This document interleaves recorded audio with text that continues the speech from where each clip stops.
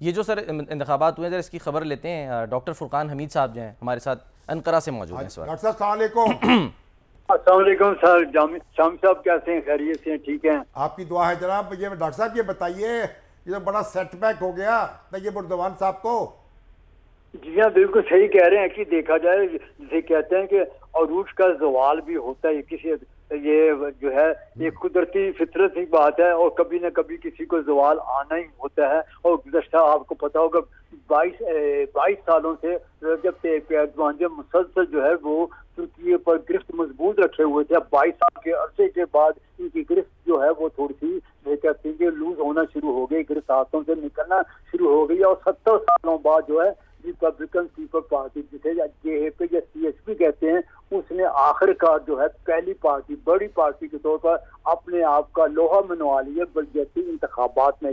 ये तुर्की की तारीख में तकरीबन 70 साल के बाद हुआ कि डॉक्टर साहब ये बताएं कि जो मईशत है तुर्की की, मईशत को भी तो नुकसान पहुंचा है ना। अफरात-ए-ज़र बहुत है, महंगाई बढ़ी है। बिल्कुल सही कह रहे हैं शामिल साहब। एक्चुअली रजब तय्यब एर्दोगान की शिकस्त खाने की मेन वजह ये इस वक्त आप सोच भी नहीं सकते, यहाँ पर 78% जो है वो अफरात-ए-ज़र की शरह है। 78% दुनिया में कहीं भी नहीं है, तुर्की में सिर्फ 78% है। और आप अंदाजा लगाएं कि तुर्की के बैंक इस वक्त जो है पैसा लेने के लिए लोगों से 50% जो है आपको इंटरेस्ट रेट दे रहे हैं। यानी आप बैंक में पैसे जमा करवाएंगे, आपको बैंक जो है वो आपका 50% आपकी जेब से देगा। अंदाजा लगाएं ये हालात हो चुके हैं। तैयब उर्दवान जो हैं कोई पॉलिसीज बदलेंगे, कोई नजरसानी करेंगे, कोई अपनी जो इकोनॉमिक पॉलिसीज हैं उनको तब्दील करेंगे इतनी नाकामी के बाद?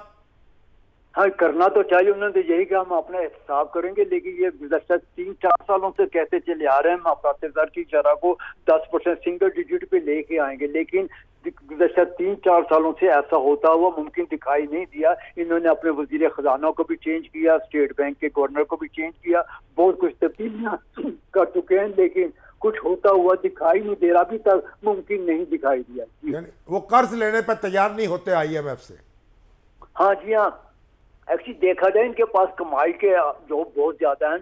आप हैरान हो गए, इसे तुर्की जो है तकरीबन 52 बिलियन डॉलर जो है वो सालाना कमा रहा है टूरिज्म से। 52 बिलियन हो सकते हैं किसी तो खर्च कितने कर रहा है? खर्चे बहुत ज्यादा, खर्चे बहुत ज्यादा। जी हाँ, बिल्कुल सही कह रहे हैं, खर्चे जो है वो बहुत ज्यादा। और आबादी कितनी है? आबादी जो है 82 मिलियन आबादी है ना, हमसे 1/3 आबादी है और हमारे से कहीं ज्यादा कमाते हैं, लेकिन उड़ाते भी हैं फिर पर कैपिटा इनकम। हाँ जी, देखिए डिफेंस प्रोडक्शन से तकरीबन ये है 8 बिलियन के करीब ये कमाई कर रहे हैं। तो अखराजात कम करे, अखराजात कम नहीं हो रहे।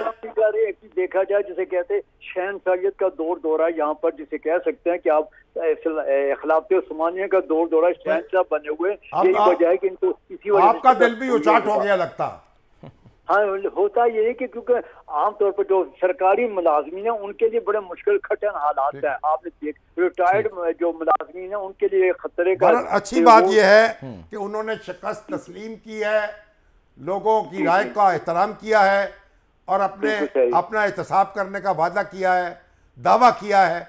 अगर संभाल लेंगे तो फिर तो मामला और है, वगरना तो फिर बहरहाल इक़्तिदार तो आनी जानी चीज है। एग्जैक्टली। बहुत बहुत शुक्रिया सर, डॉक्टर साहब बहुत बहुत शुक्रिया आपके बात का।